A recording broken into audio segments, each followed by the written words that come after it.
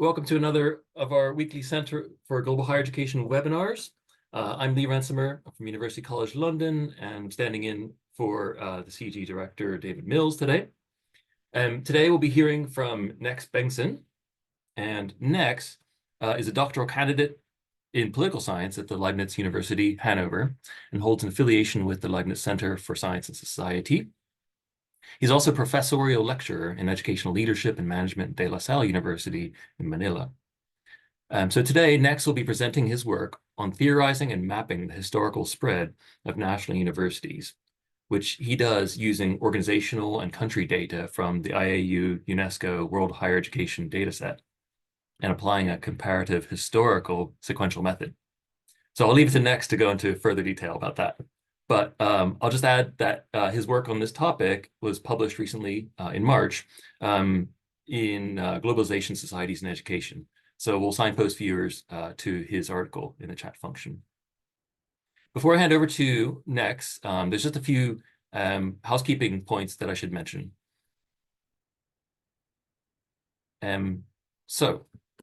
Whoops. There we go. First of all, the webinar is being recorded and it'll be posted online on the CG website in due course. And a transcript of the chat function conversation is also posted. And please keep yourself muted unless you've been asked to speak or ask a question. There's no need to have your video on during the webinar, but please do when you're asking a question. We recommend using the speaker view so you can more clearly see who is talking. And so to ask a question, just use the chat function and write out the question you want to ask. And then at the end of the presentation, if your question is selected, you'll be invited to ask it yourself directly. When invited to ask a question, just unmute yourself, switch on your video, and then say your name and where you're from. Okay, so I am now going to hand over to Nex for today's CG seminar. If I can figure out how to switch off my screen share. Next, are you able to take over the screen? Oh, not yet. Not yet. Sorry. Oh, I think, yeah. I think it's possible now. I'm trying to share my screen.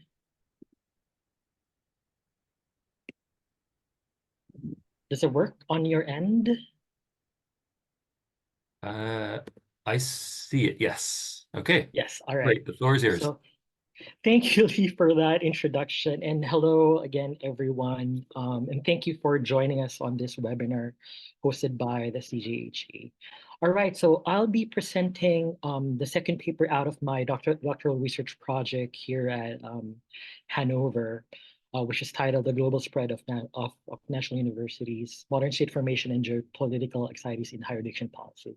Okay, so just to give you a brief overview, first, I will start with tackling what we're trying to examine here, which are, national universities.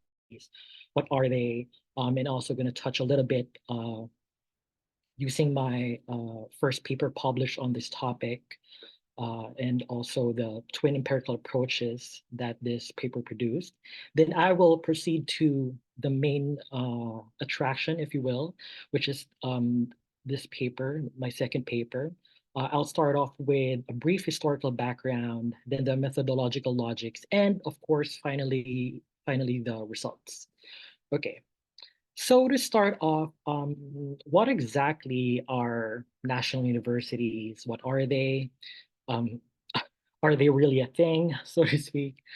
So I just want to draw your attention to these three images right here. So the first is of the National University of Singapore, which is top-notch university of a small island state, located from the region where I am from, Southeast Asia.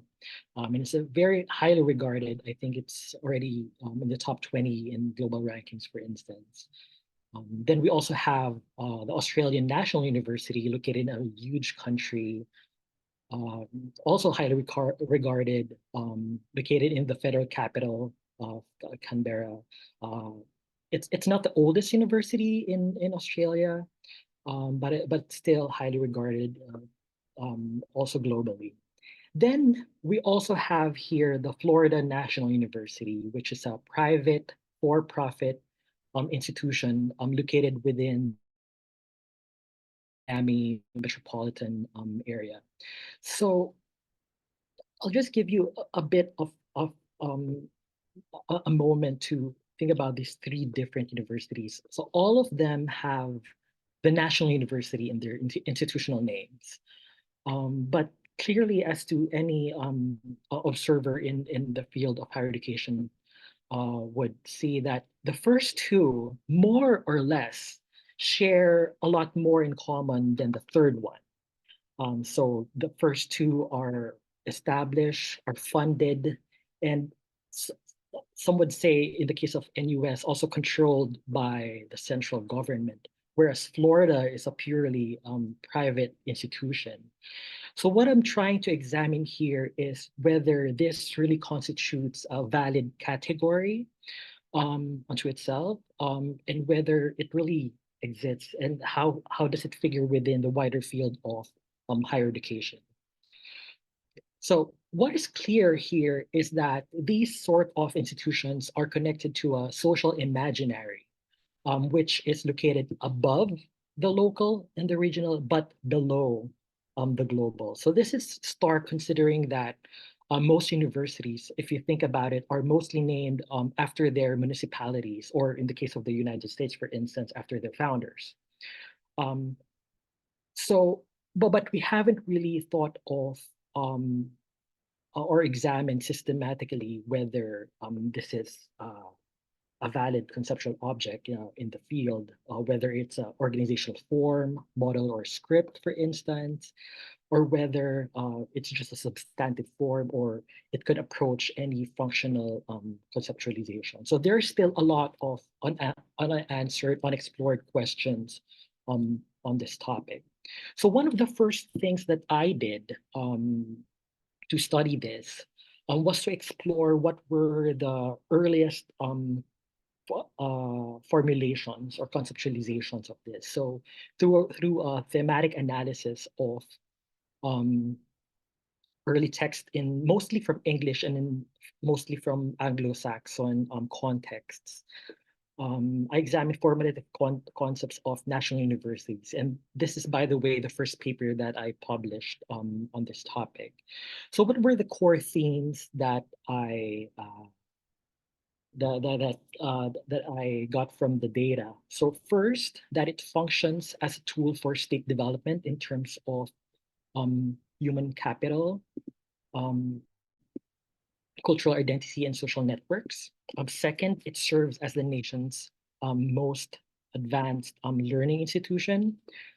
Third, it provides meritocratic higher education without discrimination and in consideration of subnational divisions.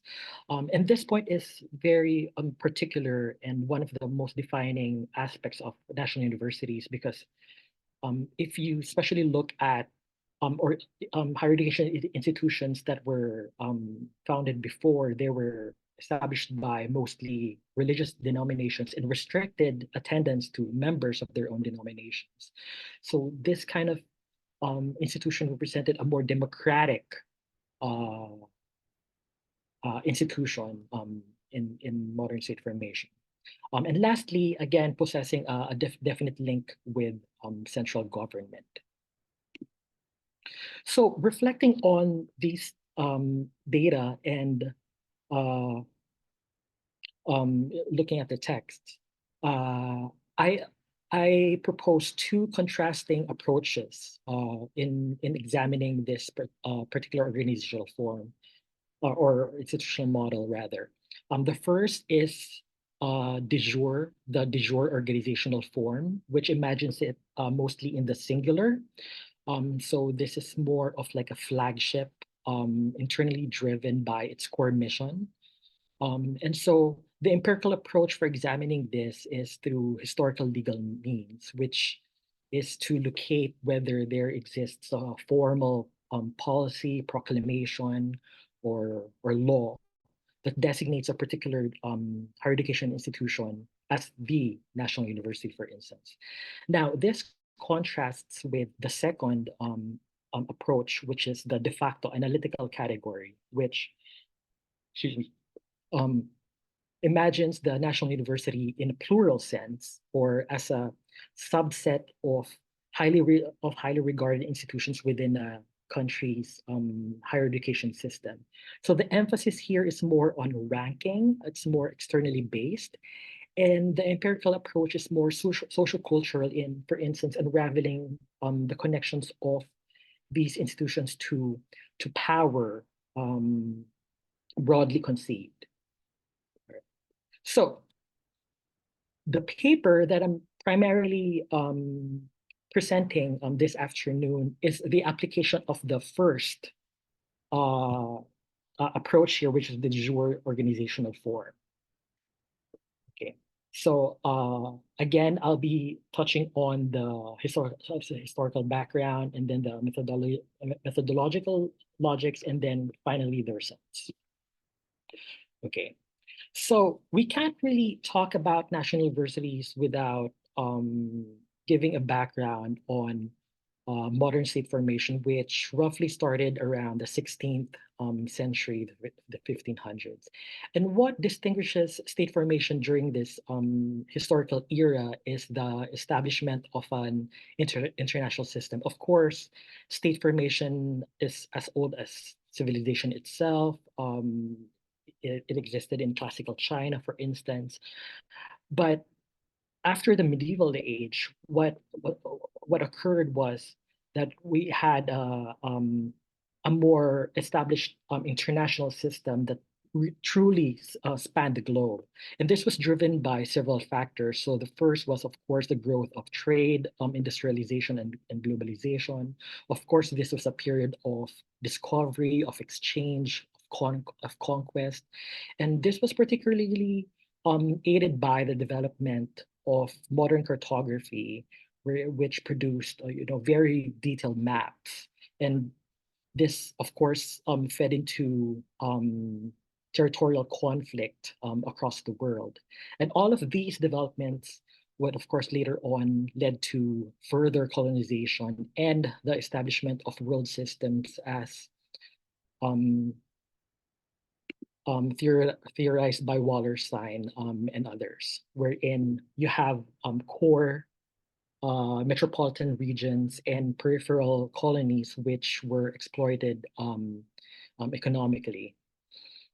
Now, to enable nation states to participate in all of these circuitries and exchanges, they would of course have to evolve a particular set of new institutions and imaginaries to deal and to capacitate them. So on one level, they had to develop new cultural identities that is apart from the immediate communal or local level, which would tie different regions together.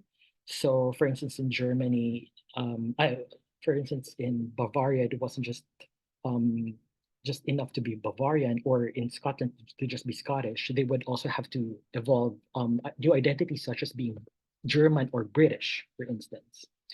Alongside this, of course, they would also need to capacitate their own populations with skills for them to participate, to gain income, for them to enable them to purchase goods that are again being circulated and sold and produced.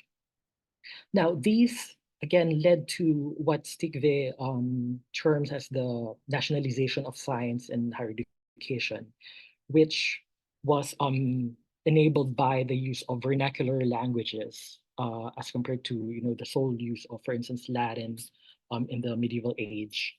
But now, ordinary folk, so to speak, could participate and produce their own science and utilize it. Okay. Okay, so of course, all of these developments would, of course, shape or crystallize into the knowledge in organizations after the medieval age. So previously in the medieval age, as most of you would know, the university was just a a corporation between or a guild between students and faculty. But now we're seeing that the university as an institution was being transformed, wherein science and politics met. So in this narrative, the early modern transformations has two primary traditions. The first would be the French Napoleonic tradition or model, which is expressed in the Specialist Grand École, for instance. And the other dominant tradition would be the Humboldtian model, which is expressed in the Generalist University of Berlin. And as most of you would know, is served as the blueprint for the contemporary research university. So my research explores where does the National University figure within these traditions, especially that we're talking about modern state formation and a national university, an institution qualified by the national, by this particular social imaginary. And so I'm trying to find out when and where did this particular organizational form arise, and why. Okay, so onto the methodological logic. So first, we would need to identify which HEIs or higher education institutions are the national university of their respective countries. So, of course, the most convenient way would be by name alone. But as I've demonstrated in my first slide, that's not a particularly reliable way of doing so. But nevertheless, the foremost criterion that we should apply, as I've argued in this paper, is that we need to find out an official policy or function connected to central government that proclaims this or institutionalizes this. So I went through organizational, country, and system, higher education system histories and data um, to uncover which universities are the national universities. So for instance, we have Addis Ababa University, named after the capital, but was previously called the University of Ethiopia. So that was considered as that country's national university. There were also some instances wherein several universities were named after prominent individuals.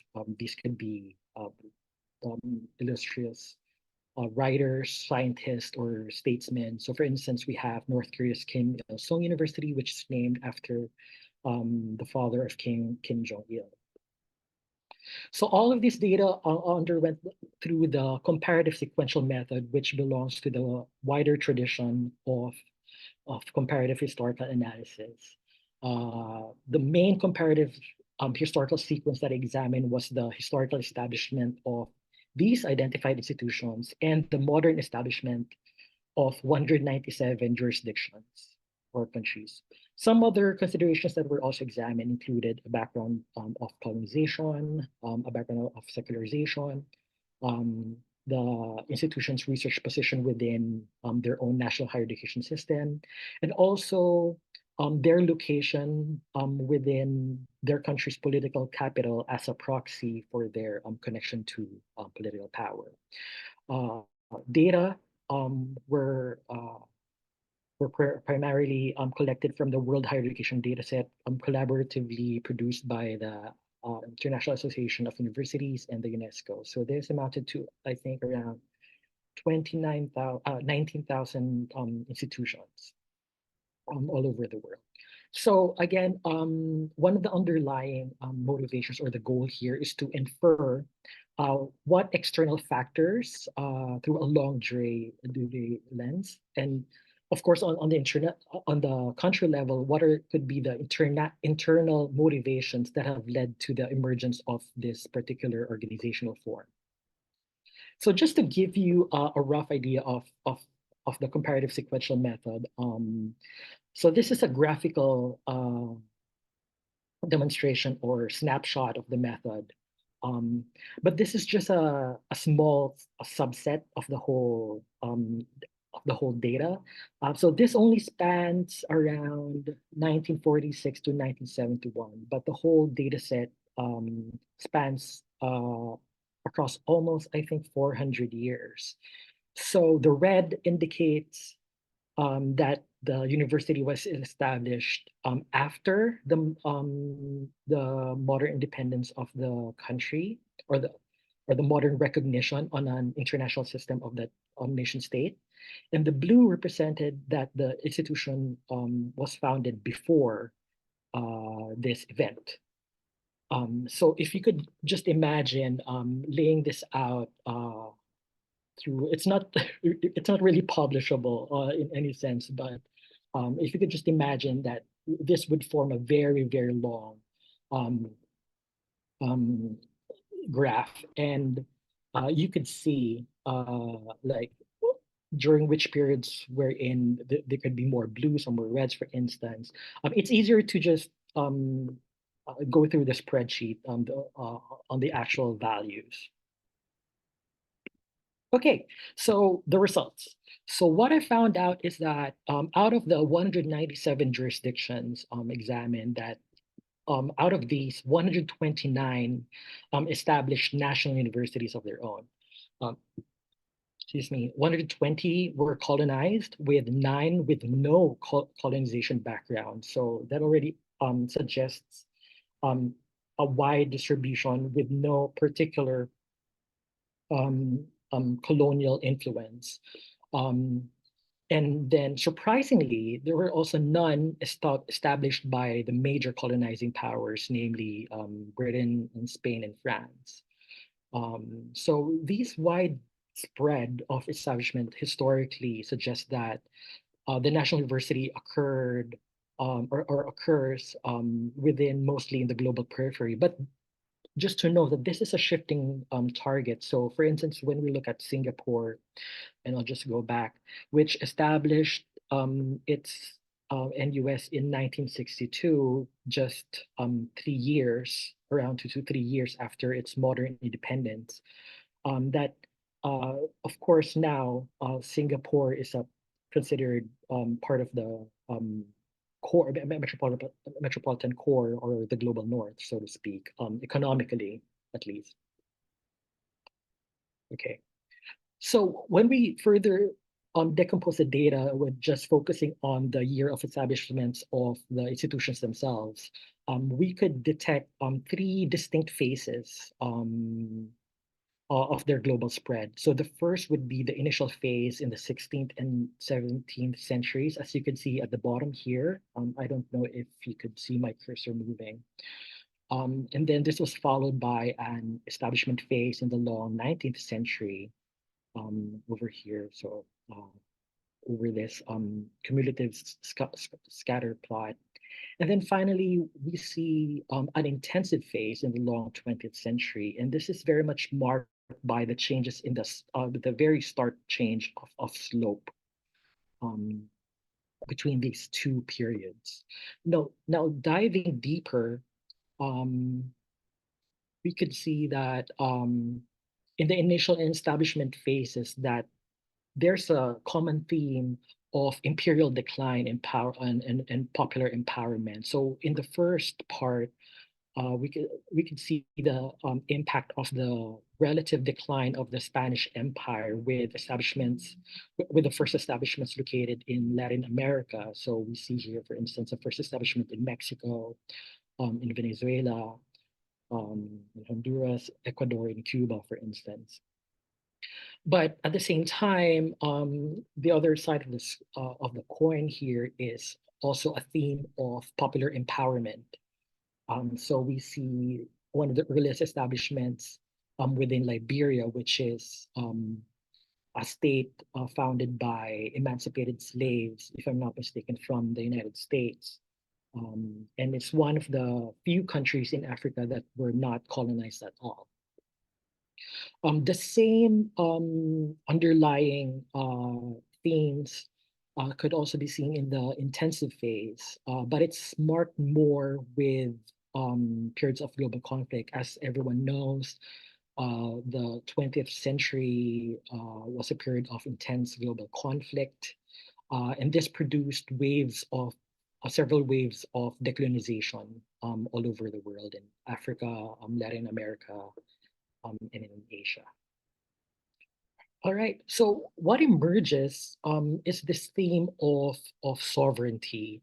Again, it would be obvious right now that uh, that the primary independent variable really is the existence of a newly formed nation state. Um, what on the internal level, on the country level, what this could be interpreted as a sort of breaking away from its past, from the respective colonial relationships beforehand. And it's also expressed in terms of, for instance, secularization. So, for instance, we still see a long-running rivalry, for instance, in Chile between the Pontifical Catholic University of Chile versus the state-run and publicly funded University of Chile, which is the national university. And as you can see in this graph, summarizing a lot of the findings here, that the bulk of the establishments of national universities occurred just right after the formal recognition or modern independence of nation states all around the world.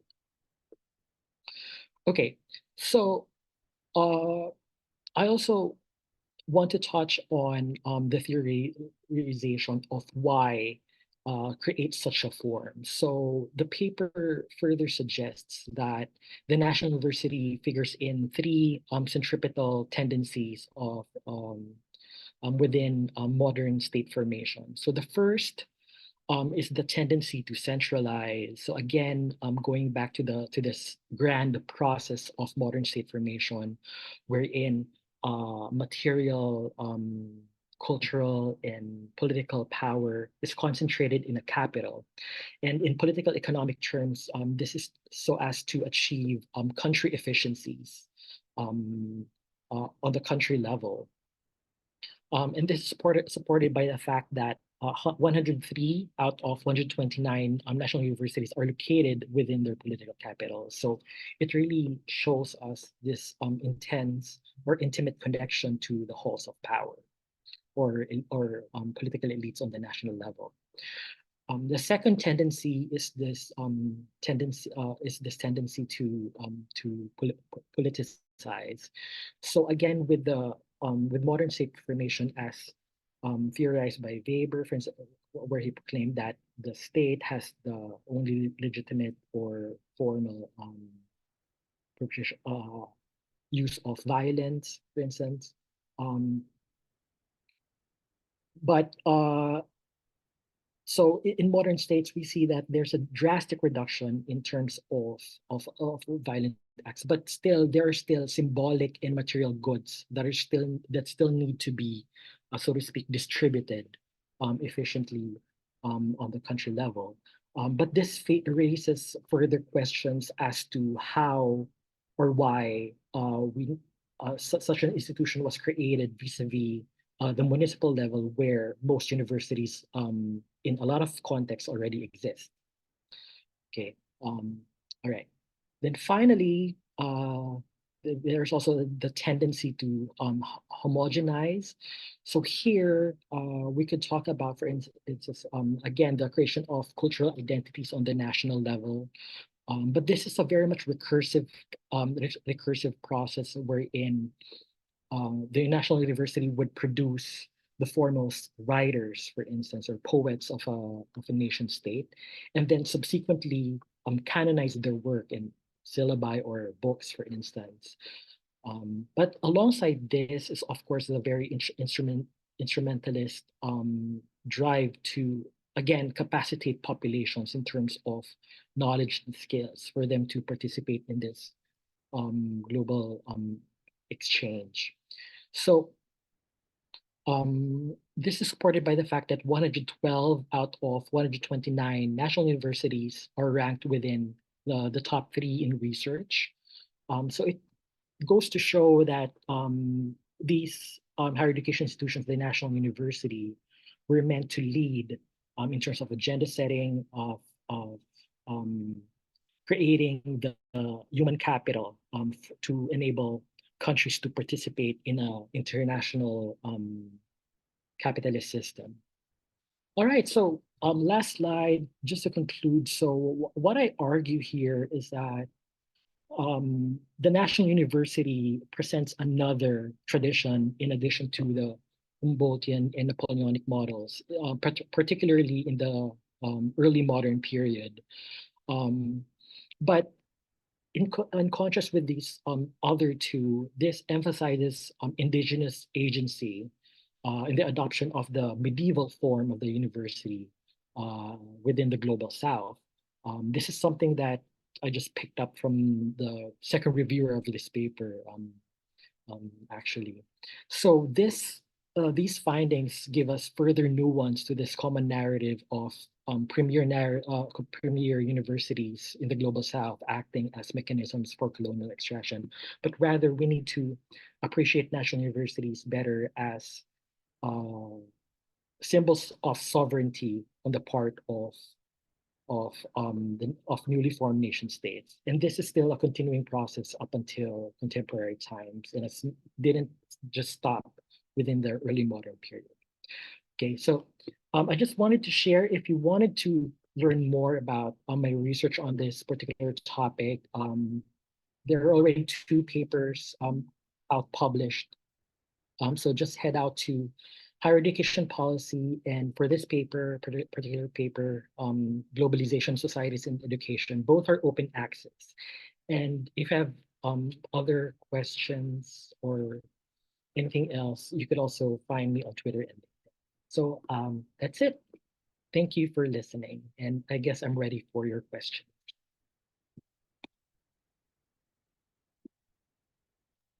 Brilliant.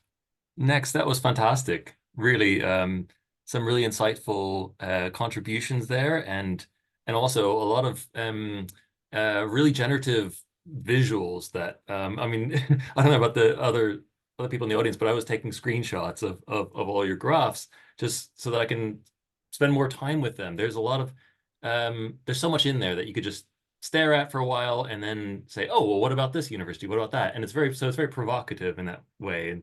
And I think that's fantastic because it really stimulates all sorts of different possibilities for thinking through models of higher education. Thank Um, you. yeah, I mean, this Right. Yeah. it's really it's a great use of the data set. Um, so yeah, great. Well, we're open up to the audience now, and so we welcome your questions. Go ahead and put them in the chat first, and then I'll call on you to turn on your webcams and ask them to next. Doesn't look like we have any just yet. So while you're catching your breath and having a drink there, maybe I'll start us off. Please, please do. Yeah.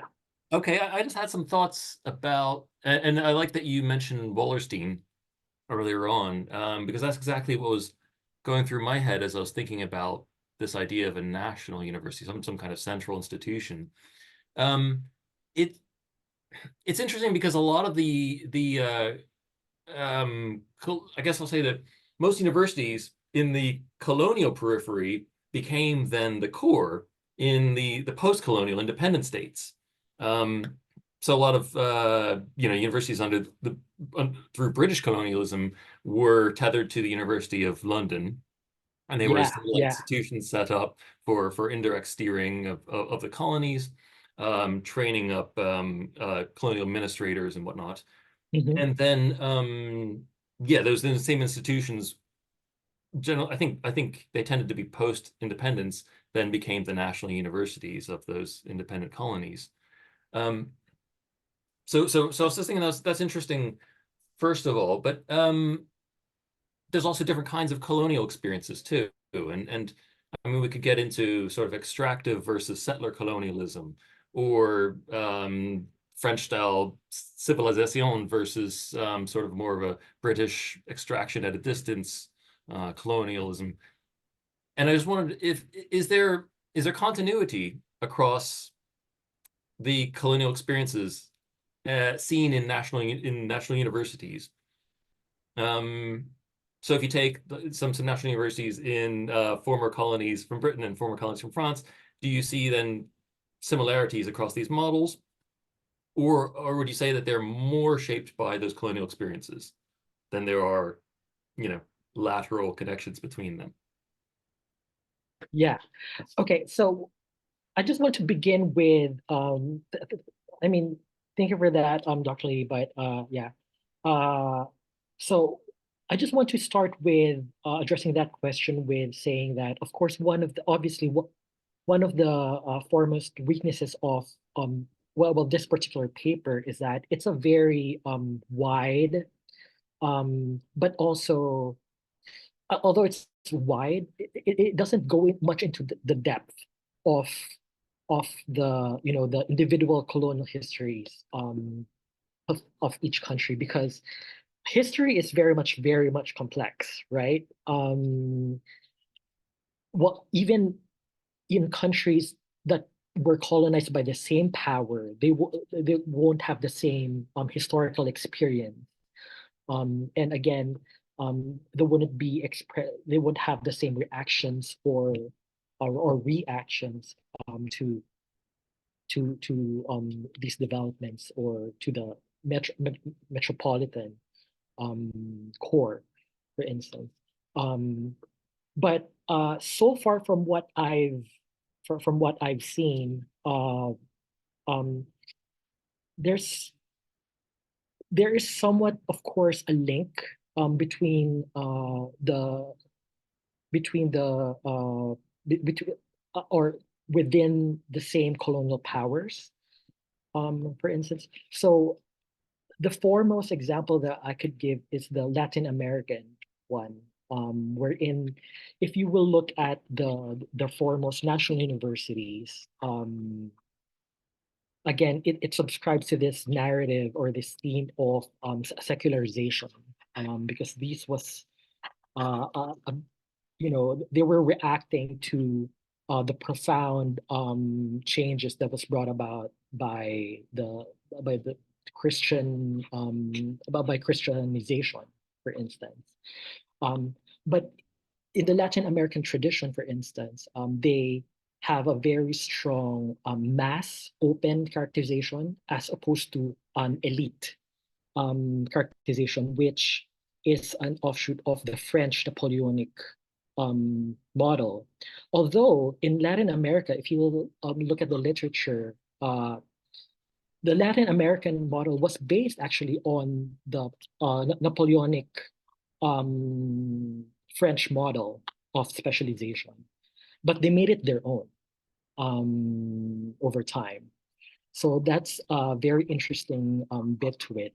Uh, as compared to the other colonial traditions, the greatest variety would be the British, and I guess it just speaks to the the sheer scale of the British Empire, because the closest that I've seen in terms of like finding any commonalities between between countries are they're more mediated by geography. So again, African colonies by the British have more in common than those that were colonized in the Caribbean or elsewhere, for instance. So those are expressed in different ways. Another example would be also, of course, in Southeast Asia, the National University of Singapore, for instance, um, was an offshoot of the British founded a University of Malaya, which broke apart when Singapore became its own country in the 1960s. But that's another history unto itself, because if you compare it to I guess this would also make for an interesting comparative case study. If you compare it to the Malaysian experience, so Malaysia and Singapore was one country before, but Singapore broke off, right? But in Malaysia, for instance, the University of Malaya still exists, but they also established a national university the University Kebangsaan Malaysia, for instance, which is their national, which was quoted in this study as their national university. So there was a lot of trajectories on the country level, and it's still something that I'm trying to explore, whether there are real valid mechanisms on the country level. So just the last bit there as an example, and just to indicate a future direction of this research. So for instance, we also see the United States, which was part of the periphery before. It was colonized by the UK, right? By Britain. And it was one of the first countries wherein they started to think about establishing a national university. But in a recent book by Thomas, just published a few years ago, his core argument was that there was already an elite, an established elite in New England, uh, and they already belonged to the foremost universities such as Harvard and Yale, and they were the ones who actively opposed the establishment of a national university in the federal capital in Washington, D.C. So there's a lot of dynamics going on as regards to the colonial experience and how it manifested in terms of the establishment of national universities. That's fascinating. Yeah, there's so many directions you could take that. There's a lot, yeah. Before we conclude the session, I want to ask you a question about where you're going to take your research next, because there's so many different directions you could dig down and do case studies and whatnot. So we'll get to that. But we do have some few questions from the audience here. Oh yeah, yeah. So let's turn over to Okay, them. I'll just read it. Actually, So this for if you like, sorry. I'll call on them so that they can turn the cams on and present. Oh, please, yeah. That way it makes it a bit more interactive. We'll start with Anwari Noor Mutakin. Are you there, Anwari? If you're not, I'll read out your question for you. Huh. Okay, Anwari, I'm going to ask your question for you, unless you'd like to come in now. So Anwari asked, how might the development of a clearer conceptual and empirical understanding of national universities influence policy decisions, funding allocations, and the strategic priorities of higher education systems globally? And what implications might this have for the evolving roles of flagship and world-class universities in an increasingly interconnected and competitive academic landscape? Wow. All right. There's a lot Okay. in there. Yeah, it's a lot, but thank you for that, Anwari. I'll just try to focus, I guess, my response with regards to funding allocation, since this is one of the biggest and core concerns of our field. Again, we're always scrambling for resources to keep our departments and programs and projects alive. So one of the things that I'm trying to look into as a, because as most of you would notice, this research agenda is still in its very early conceptual stage. It's still very exploratory, so working on the conceptual foundations. But of course, I'm already looking ahead into, the actual management and policy implications of the research. And one such thing is how national universities, and this is what and this is already a subject of an ongoing working paper, is how the national university, in the singular sense, relates or figures into a national higher education system. So when you look at, for instance, the foremost example, the preeminent example, which is the National University of Mexico, it has a very outsized presence in the country's system that basically just everyone of note goes there. And so if you extend that implication to other systems, for instance, there's a valid question to ask whether having a national university, and to quote, suffocates the rest of the of the higher education system, because you're driving a lot of material and symbolic goods into a singular institution. Of course, this would differ depending on the size of the country itself. Of course, it would be different from, as again, given um, as reflecting on the examples such as Singapore and Australia. Um, it would again depend on the context of whether they could afford it, but in a lot of cases this has been the reason why they have a larger claim to material resources, especially to the public purse, to government resources. This was actually the subject of my master's paper, which I did in the UK, wherein I examined the proclamation, the new proclamation of the University of the Philippines as the national university. So it was established in 1908, and then there was a new proclamation in 2008. So why, the new law? Why the new proclamation if it's already settled that this is the national university? And what I found out through that study is that basically because of that law, it enabled the institution to have a greater claim to public resources and funding. So it goes back to this having or clarifying our analytical language with regards to the politics of higher education. And that has, I think, for me, profound implications for funding and strategic priorities as to, for instance, excellence initiatives, which universities are given the bulk of resources within a country system. Um, yeah, and again, extending that, of course, that would further shape how competitive they could be, not just nationally but also globally, as to, of course, this discourse on rankings. Mm-hmm. Yep. Yeah. Yep. I hope that answers your question, Anwari. Welcome back.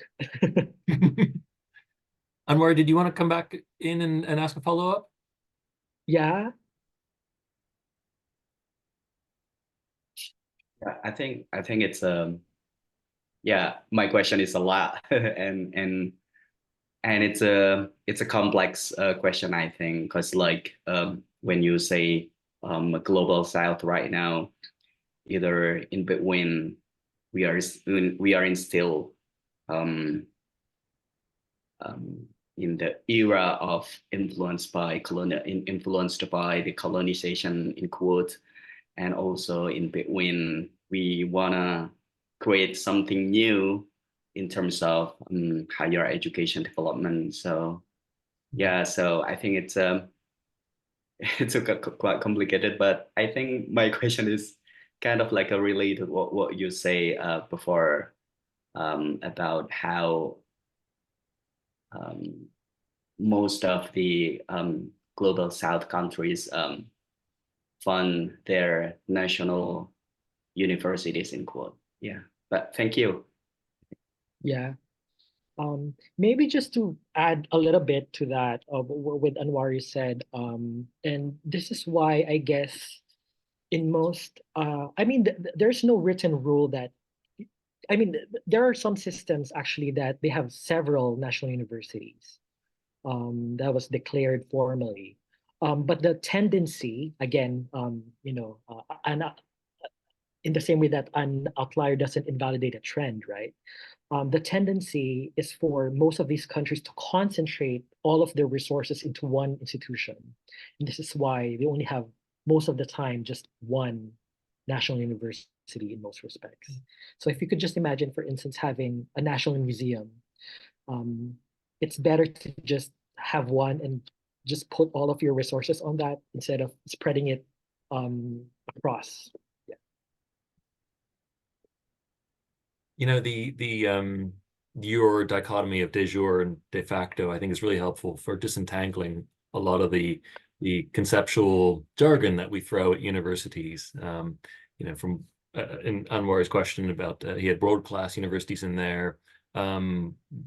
Yeah. So you flagship universities, developmental universities. I mean, I think there's overlap in all these, but there's also important distinctions. And so your conceptual teasing apart of de jure versus de facto is really helpful, I think, for getting to, first of all, what are you talking about? And then how can we Yeah, understand some differences here? yeah. I Yeah. mean, just to respond to that, one of the first problems really was, delineating the concept between the very interchangeable qualifiers of the public university, the state Yeah. university, the civic university. In the literature, these are very distinct things, actually. So, but when you look at how different authors have deployed these, they are very much interchangeable. But of course, there's also been a lot of work that tries to tease out um, these these concepts as different things that exist in the real world. Yeah. Mhm. Yeah. I think there's another question. Yeah. Okay. Yeah. Yeah. I think next we'll go over to Enze. Enze, are you there? Yeah, hi Lee. Hi, next. Thanks for the presentation. I'm really interested about your topic about national universities. And my question is about you in your one of your slides, and you mentioned about three categories, one about the centralized and one about the political side. But I saw you in the centralized that part, you mentioned the political capitals and I wonder how you distinguish these two, because sometimes in my experience, the centralized sometimes can be overlapping with the political side, especially in Chinese context. Yeah. Yes, yes. Thank you for that, Enze. Um, so, I mean, theoretically, analytically, these things overlap. But I distinguish them with when I say centralized, I refer to, a very geographical mechanism, or in a very geographical sense. So again, going back to my first point about, if you think about newly formed nation states on the national level, one of the foremost challenges there is how do you tie in disparate and maybe dissimilar geographical areas and identities together into a cohesive, coherent national whole. So that is the point with centralized. But with politicized, what I'm trying to refer here are the public and private goods that these states are trying to distribute. So of course, this is easy to examine on the municipal or local level, wherein, if you need help after a disaster, for instance, then you go to the local government level to um, get some goods or to get your education, for instance. But the question here is, what are the differences on the national level, and why did we evolve such an institution that disburses or distributes symbolic and material goods on the national level? So I hope that clarifies the distinction between the centralized tendency, which pertains again to this geographical imaginary, and the politicized, which refers to, again, to the public and private goods that are produced by higher education. Thank you. Next. Thank you. I hope that answers your Yeah. question. Yeah, good. Thank you, Enze. Okay. It looks like we don't have other questions at the moment. Can I continue to ask the audience to put forward any questions you have for next, because we still have a few minutes. In the meantime, maybe I could just I ask also just wanted to Yeah. say hi to Professor Miguel Lim. Hi, Professor Lim. Maybe Miguel will come in with a question. Okay, well, in the meantime, oh, it looks like he's here. Hi, Miguel. You caught me off guard there. Hi, Next. I'm so sorry. I just wanted to say connect hi. with you and nice to connect with you, Lee. I don't have a particular question. I've been to a couple of those national universities that you mentioned, particularly in Southeast Asia. So hopefully there'll be a conversation there in the future. Yes, but great work, and yeah, I'd seen that, and great Great finally connecting with you next. Yeah. Thank you. It's very funny kind of reaching out. Yeah. And thanks, Lee, for indulging us. Yeah, sorry to put you on the spot there, Miguel. But thanks for coming in. Next, what about again extending the core periphery idea within a single independent state or sovereign state? Is there a tendency for national universities to then have satellites, branch campuses domestically that become feeder institutions that do associate's degrees or something like that? Yeah. Yeah. Yes. Absolutely. I mean, foremost example in my mind, of course, is the University of the Philippines, where I got my bachelor's degree from. So we have our main campus of course, we have two campuses in the capital, actually, in Metro Manila. But it has a very and this is actually something that I'm trying to study in the future, um, whether there's some sort of mission drift. If you have, a national university which has a lot of branch campuses all over the country, and how do they compare to other local publicly funded universities on the municipal level? Do they compete with them? How are they differentiated, for instance, or are they just duplications of each other, for instance, right? So these are a lot of considerations. So it could absolutely happen. um, but there's also another controversial side to your question, and this is, of course, goes back to the qualifier of what being national is. So of course, it's not a perfect monolithic thing, nationalism. So you could also have sub-nationalisms. So for instance, just take the United Kingdom, which is actually, it's a nation, uh, single nation state on the international level, but it's actually composed of four different countries. So it would be possible to have a national university, for instance, for the Scots or the English or for the Welsh or for the Northern Irish, for instance. So the kind of, again, going back to this de facto conceptualization, um, it could be one implication of it. And even elsewhere in Catalonia, Taiwan. So yeah. So the kind of branch campuses, other campuses all over, even representing distinct cultural identities, it's entirely possible. Yeah.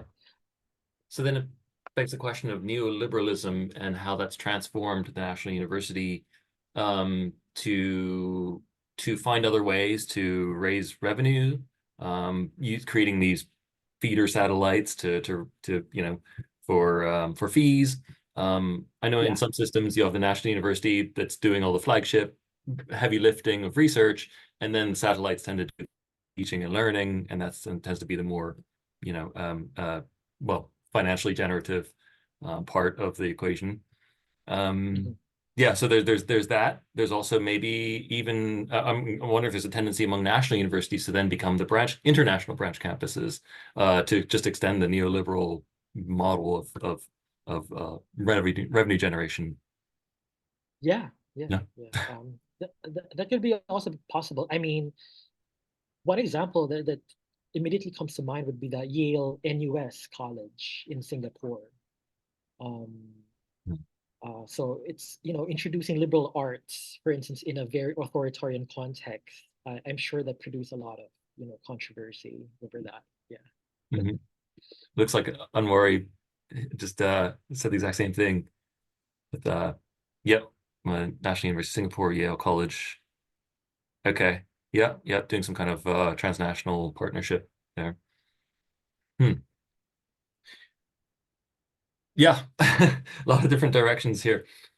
Are there any other final questions? Looks like we're just at the hour here. Would anyone like to come in with one quick short question for next?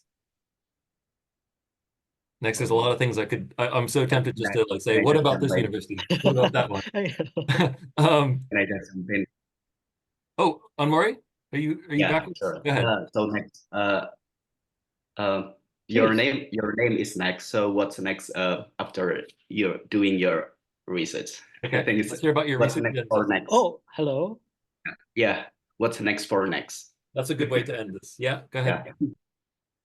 Oh, what? I'm sorry. My internet connection kind of froze. I'll, So I'll repeat what- Maury's question. He was just asking, he's saying, what's next in your research agenda? Where do you want to take this? Oh, okay. So basically, the next wave of articles that I'm trying to that I'm working on right now basically goes as you will notice, again, these are the conceptual scaffolding, the conceptual foundations for the research.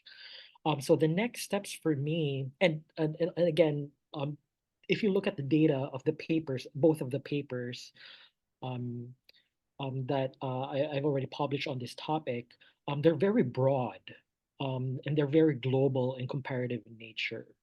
So the next one, the next wave of articles that I'm planning to undertake, will still be comparative, hopefully, but they would focus on small and case studies, just diving deeper on the particularities, the particular histories of these organizations themselves.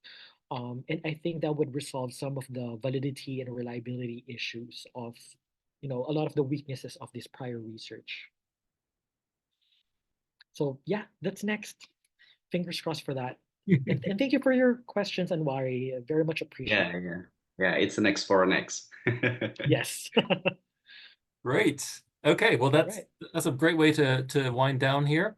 Next, I want to thank you so much. It's been a really fascinating No, conversation. thank you. Yeah. It's great. We'll have to have you back on at some point to do a follow-up once you extend the project further. So that's all for today. This presentation has been recorded, so it's going to be posted online shortly. So please do share widely with your networks. And then also just one last note is that the Center for Global Higher Education's geopolitics series continues next week. I believe next week we have Sarah Hayes and Michael Joplin speaking to post-digital inclusion and partnerships. So next Tuesday, same time, 2 o'clock UK time. Okay, thank you all for coming and for your contributions. Thank you. Max. Thank you.